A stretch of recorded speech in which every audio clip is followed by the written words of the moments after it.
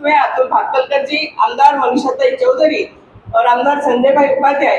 अभी 2 दिन में उन्होंने बहुत बड़ा एक करिश्मा करके दिखाया संजय भाई का। मैं यहाँ से इस मंच से बहुत बहुत अभिनंदन करती हूँ। आप सभी का स्वागत करते हुए, अधिक समय न लेते हुए, केंद्रीय बजट आदरणीय निर्मला सीतारमण जी ने 9वीं दफे एक महिला सशक्तिकरण के नाते बहुत बड़ा उदाहरण आदरणीय प्रधानमंत्री नरेंद्र मोदी जी ने पेश किया है।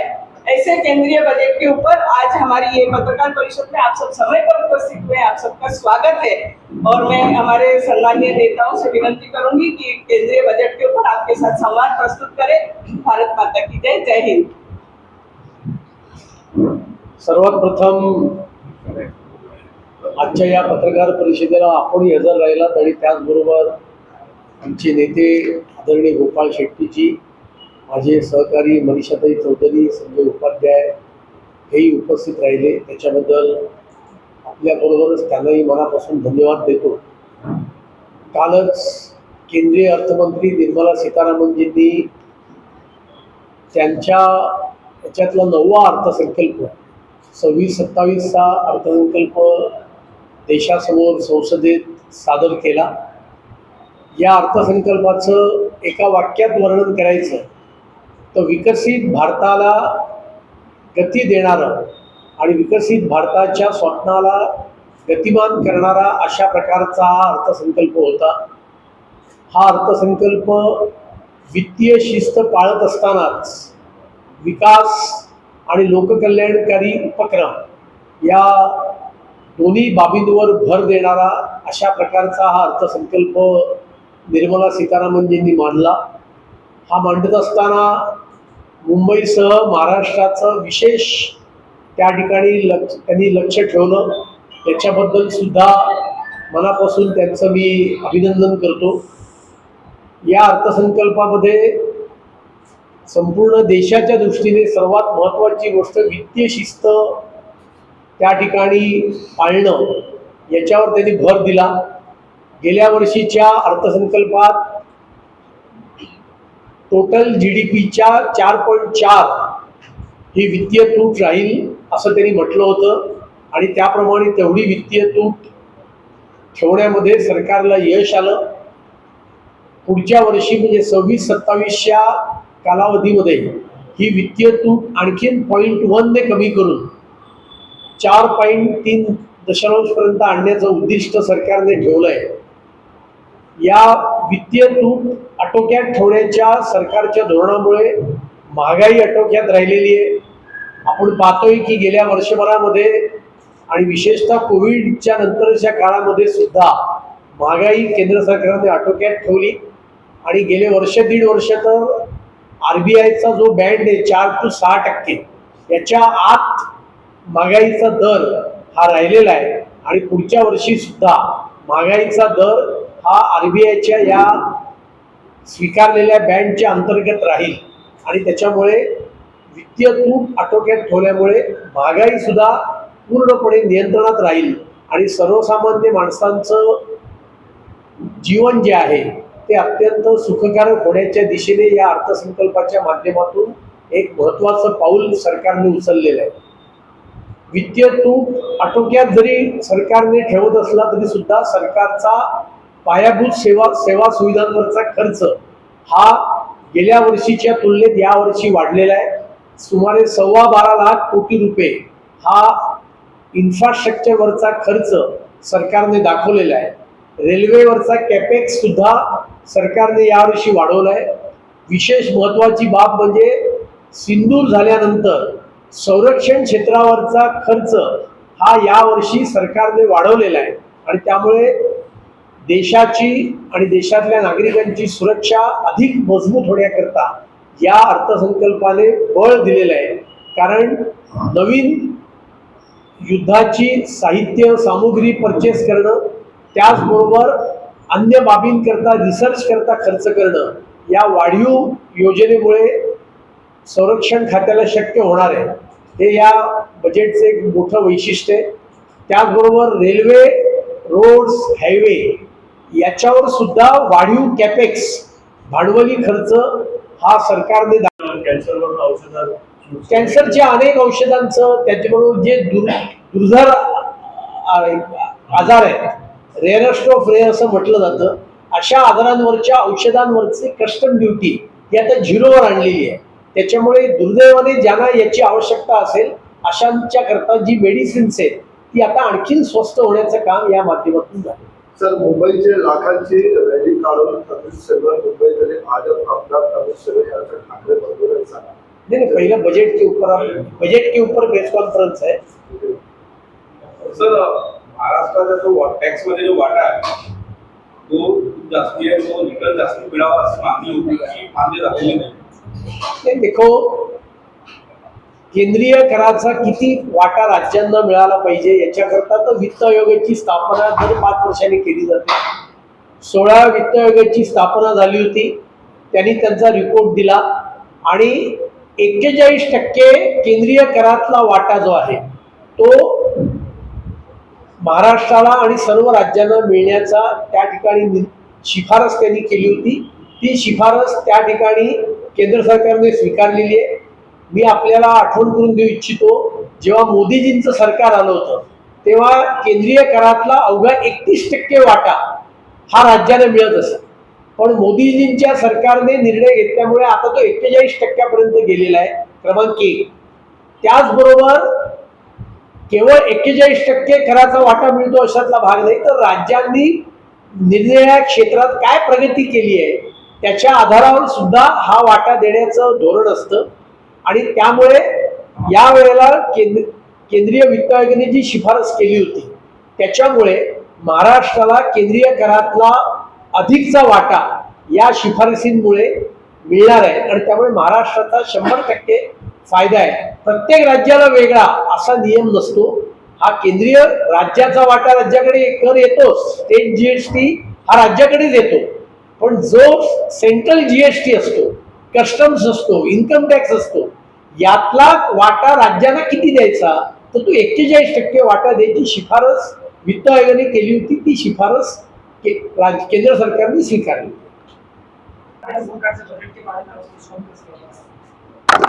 कल ही केंद्रीय अर्थमंत्री निर्मला सीतारामन जी ने 26-27 का बजट लोकसभा में पेश किया.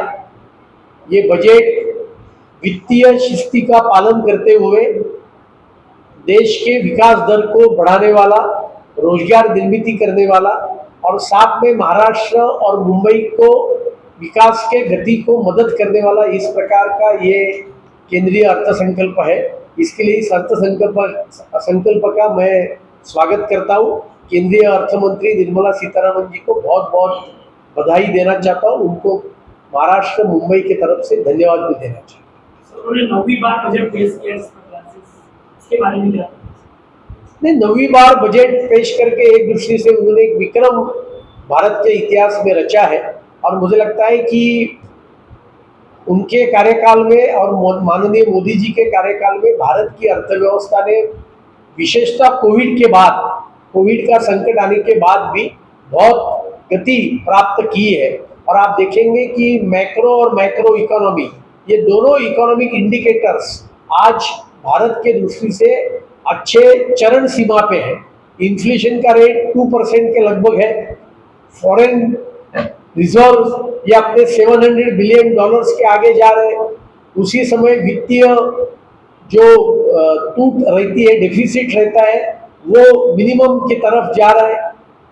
वित्तीय घाटा जो है जीडीपी के तरफ से वो भी घटने के कगार पे हमको लगातार हर बरस दिख रहा है. और इसके साथ साथ जब दुनिया का हर देश का ग्रोथ रेट 3% से आगे नहीं जा रहा है, तब भारत का विकास का दर, वृद्धि का दर ये 7% के आगे जाने के कगार में है. मुझे लगता है कि भारत की अर्थव्यवस्था ये बहुत अच्छे परिस्थिति में है और उसका पूरा श्रेय केंद्र सरकार के सटीक इस प्रकार के आर्थिक नीतियों को जाता है. सर, विपक्ष बार-बार कह रहा है कि चुनाव को लेकर जिस प्रकार से बंगाल में चुनाव, यूपी में चुनाव होने वाला है, उसको लेकर ये बजट पेश किया गया. नहीं, देखो, विपक्ष को कुछ न कुछ गलत बातों को निकालना और गलत बातें पेश करना विपक्ष के लोगों का धंधा बना है. कि केरल का भी जिक्र किया है, रेयर अर्थ के विषय को लेकर, उड़ीसा को भी लेकर जिक्र किया। तो उड़ीसा में चुनाव है क्या? महाराष्ट्र को इतनी बड़ी सहायता दी है तो महाराष्ट्र में कोई चुनाव है क्या? और इसके लिए जब केंद्रीय अर्थमंत्री बजट पेश करते हैं तो पूरे भारत का चित्र सामने रखते हुए नॉर्थ ईस्ट को टूरिज्म को लेकर इतनी सारी रियायतें दी है, तो नॉर्थ ईस्ट में कौन सा चुनाव है? बिहार में कौन सा चुनाव है? जो टूरिस्ट सर्किट पूरे देश में निर्माण करने की घोषणा उन्होंने की है, मुझे लगता है कि विपक्ष ने बड़ा दिल दिखाकर इस बजट का स्वागत करना चाहिए। वित्तीय शिस्त का पालन किया है और विकास का दर भी बढ़ाने का काम किया है। इसके कारण रोजगार निर्मिती बड़े पैमाने पे देश में हो। याच्याबद्दल काय सांगा? नाही, मला वाटत नाही की कोणाची यायला अपेक्षा असेल, कारण गेल्या वर्षीच आता 12 लाख रुपयापर्यंत इन्कम टॅक्स मध्ये सवलत आहे। म्हणजे ज्याचं महिन्याला 1 लाख रुपये उत्पन्न आहे त्याला सुद्धा इन्कम टॅक्स लागत नाहीये। त्याच्यामुळे आता अजून इन्कम टॅक्स मध्ये कोणाला सवलत मिळावी अशी काही फार अपेक्षा कोणाची होती असं मला वाटत नाही। ज्या ठिकाणी पती पत्नी दोघेही कमावत आहेत त्या घरात तर 24 लाख रुपयापर्यंत इन्कम टॅक्स आता नाहीये। आणि त्यामुळे मला असं वाटतं की देशातल्या बहुसंख्य इन्कम टॅक्स पेई लोकांना त्या ठिकाणी ही सवलत आहे। आणि आपण याचे बजेट एस्टिमेटचे आकडे बघितले तरी इन्कम टॅक्सचा एस्टिमेट त्यांनी वाढवलेला आहे, कारण इन्कम टॅक्स हा अधिक गतीने त्या ठिकाणी जमा होतोय। आणि त्यामुळे मला असं वाटतं की लोकांना, सर्वसामान्य व्यक्तीला सुद्धा हा दिलासा देणारा अर्थसंकल्प आहे, कारण महागाईचा दर हा अवघे 2% राहिलेला आहे।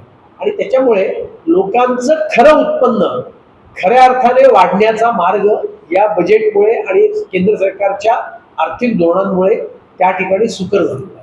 उपनगरी जे लोकल ट्रेनमध्ये या प्रकारचे लोक आहेत त्यांच्यासाठी बजेटमध्ये काय नाही, आपल्याला माहितीच आहे की आता रेल्वे बजेट हे वेगळं नसतं, ते केंद्रीय अर्थसंकल्पामध्ये समाविष्ट केलेलं असतं। आणि सुमारे 12-12.25 हजार कोटी रुपयाची तरतूद या रेल्वे करता, उपनगरी रेल्वे करता या बजेटच्या माध्यमातून केली आहे। त्याचबरोबर Mumbai Pune high speed railway corridor, जे देशभरामध्ये हायस्पीड कॅरिडॉर असेल त्याच्यामध्ये मुंबई पुणे पण आहे। म्हणजे हायस्पीड कॅरिडॉर म्हणजे बुलेट ट्रेनच्या 1 नॉच खाली, आणि हा हायस्पीड कॅरिडॉर प्रत्यक्षात आल्यानंतर मुंबई ते पुणे अंतर आपण अवघ्या 48 मिनिटांमध्ये पार करू शकू, अशा प्रकारची ही योजना आहे। आणि त्याच्यामुळे उपनगरीय रेल्वे करता मेट्रो वंदे भारतची योजना आहे, म्हणजे कर्जत, कसारा या ठिकाणून आता मेट्रो चालू होणार आहेत। जसे आपण वंदे भारत बघितले आहे तशाच पद्धतीच्या मेट्रोच्या गाड्या पण चालू होणार आहेत येणाऱ्या काळामध्ये। आणि त्यामुळे उपनगरी रेल्वे करता बंद दरवाज्यांच्या गाड्या, त्याची आता घोषणा आपण मागेच केली होती की प्रत्यक्षात येत्या 4 महिन्यामध्ये पहिली रेल्वे मध्य रेल्वेवर त्या ठिकाणी येते। आणि त्याच्यामुळे उपनगरी रेल्वेच्या सोयी सुविधांकरता त्या ठिकाणी आहे। त्याचबरोबर अमृत भारत ही जी रेल्वे स्टेशन विकसित करण्याची योजना आहे त्याच्यामध्ये मुंबई शहरातले आणि महाराष्ट्रातले अनेक रेल्वे स्टेशनचा समावेश त्या ठिकाणी नव्याने करण्यात आलेला आहे। आणि त्यामुळे रेल्वे करता सुद्धा खूप काही या बजेटमध्ये मिळाले। बजेट आरोग्यदायी असं म्हटलं जातं, काय आरोग्य सुविधा आहे? मी म्हटल्याप्रमाणे आयुर्वेदाचं एम्स ही एक अभिनव कल्पना आहे। आपल्याला कल्पना आहे की जगामध्ये आता आयुर्वेदाविषयी एक मोठं उत्सुकता आहे आणि लोक मोठ्या प्रमाणावर या भारतीय परंपरेकडे वळत आहेत। त्याचबरोबर 5 वैद्यकीय विद्यापीठ नव्याने स्थापन करण्याचा निर्णय सुद्धा केंद्र सरकारने या बजेटच्या माध्यमातून घेतलाय। आणि याच्यामुळे मेडिकल टुरिझमला सुद्धा मोठ्या प्रमाणावर बढावा मिळण्याचं काम या माध्यमातून होईल। टोटल इन्फ्रास्ट्रक्चर मध्ये मोठ्या प्रमाणावर वाढ होईल आणि त्याच्यामुळे अर्थव्यवस्थेला गती मिळेल। अर्थव्यवस्थेचा जो विकासाचा दर आहे तो 7% आणि त्याच्या वर राहील।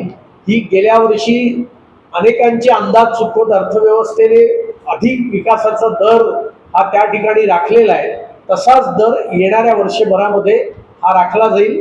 आणि त्यामुळे अधिक रोजगाराची निर्मिती या अर्थसंकल्पाच्या माध्यमातून होईल आणि त्याच्यामुळे प्रायव्हेट इन्व्हेस्टमेंट सुद्धा ही येणाऱ्या काळामध्ये आणखीन वाढेल आणि त्यामुळे रोजगार निर्मिती त्याचबरोबर GDP मधली वाढ अशा सर्व दिशेने देश प्रगती करेल असा दाखवणारा अर्थसंकल्प आहे. त्याचबरोबर गेल्या वर्षीच्या बजेटमध्येच केंद्र सरकारने 5 वर्षाचा रोडमॅप कसा राहील हे दाखवलं होतं आणि केंद्रीय कर्जाचं प्रमाण GDPशी किती टक्के असेल याचा सुद्धा रोडमॅप त्या ठिकाणी घालून दिला होता. त्याच रोडमॅपवर चालत येणाऱ्या काळामध्ये सुद्धा GDPचं टोटल कर्जाशी प्रमाण हे कमी करण्याच्या दिशेने केंद्र सरकार पुढे चाललेलं आहे. हे अत्यंत स्वागतार्ह बाब आहे. पायाभूत सुविधांवर खर्च करत असताना हाय स्पीड रेल्वेचे कॉरिडॉर्स निर्माण करणार, नव्याने राष्ट्रीय जलमार्ग या देशामध्ये निर्माण करण्याचं काम या अर्थसंकल्पामध्ये प्रस्तावित केलेलं आहे आणि या सगळ्यामुळे पायाभूत सोयीसुविधांचा खर्च हा वाढवण्याचं काम सरकार त्या ठिकाणी करत आहे. त्याचबरोबर काही नवीन विद्यापीठं, आयुर्वेदाकरता नवीन एम्स स्थापन करण्याचं, फार्मास्युटिकल इंडस्ट्रीच्या माध्यमातून एकंदरीतच मॅन्युफॅक्चरिंग इंडस्ट्रीला मोठ्या प्रमाणावर त्या ठिकाणी बळ देण्याचं काम, त्याच्याकरता 10,000 कोटी रुपये देऊन स्पेशल फंड सरकारने स्थापन केलेलं आहे. त्याच्यामुळे आपण आत्मनिर्भरतेकडे अधिक वेगाने वाटचाल करू. त्याचबरोबर स्पेशल मिनरल्स ज्याच्यामुळे चायना नाकेबंदी करण्याचा प्रयत्न करते जगातल्या अनेक देशांचा, त्याच्यावर भर देऊन त्याचे कॉरिडॉर्स निर्माण करण्याचं कामही केंद्र सरकारने या बजेटमध्ये प्रस्तावित केलेलं आहे. सेमीकंडक्टर्सच्या क्षेत्राला सुद्धा गती देण्याकरता काही योजना या बजेटच्या माध्यमातून सरकार आणत आहे आणि या सगळ्या योजनांमुळे आत्मनिर्भर भारताच्या दिशेने अधिक गतीने वाटचाल करण्याचं जे आपलं स्वप्न आहे ते स्वप्न अधिक लवकर आपण प्राप्त करू शकू, अशा प्रकारचा हा केंद्रीय अर्थसंकल्प आहे. त्याचबरोबर अत्यंत एक महत्त्वाची गोष्ट, महाराष्ट्रासारखं राज्य जिथे नागरीकरण देशभरात सर्वाधिक वेगाने होत आहे, अशा राज्याला अधिक मदत करणारा एक पाऊल केंद्र सरकारने उचललं आहे की देशातल्या सर्व महापालिका नगरपालिकांनी म्युनिसिपल बॉन्ड्स काढले, तर त्या म्युनिसिपल बॉन्डना एकेका महानगरपालिकेच्या म्युनिसिपल बॉन्डना 100 कोटी रुपयापर्यंत अनुदान देण्याची घोषणा या बजेटमध्ये केलेली आहे. त्याच्यामुळे स्थानिक स्वराज्य संस्थांचं बळकटीकरण होईल. स्थानिक स्वराज्य संस्थांमध्ये जिथे नागरीकरण अत्यंत वेगाने होत आहे त्या ठिकाणचे प्रश्न सोडवण्याकरता अधिक निधी या स्थानिक स्वराज्य संस्था उपलब्ध करू शकतील आणि एका अर्थाने त्या स्वतःच्या पायावर उभ्या राहतील. त्याचबरोबर या बजेटच्या बरोबर 16व्या वित्त आयोगाचे शिफारसी केंद्र सरकारने स्वीकारलेल्या आहेत. 41% केंद्र सरकारचा जो करातून मिळणारं उत्पन्न आहे हे उत्पन्न राज्यांना देण्याची शिफारस जी 16व्या वित्त आयोगाने केली होती ती या ठिकाणी स्वीकारलेली आहे आणि त्याच्यामुळे सुद्धा महाराष्ट्राचा मोठ्या प्रमाणावर फायदा आहे. म्युनिसिपल बॉन्ड्स मध्ये जी 100 कोटीची सवलत दिली आहे त्याच्यामुळे सुद्धा महाराष्ट्राचा मोठा फायदा आहे. रेल्वेचे अनेक प्रोजेक्ट्स हे महाराष्ट्रामध्ये या बजेटच्या माध्यमातून येत आहेत आणि मुंबई शहरातल्या उपनगरी रेल्वेला 12,000 कोटी रुपयाची ऐतिहासिक तरतूद या बजेटच्या माध्यमातून केलेली आहे.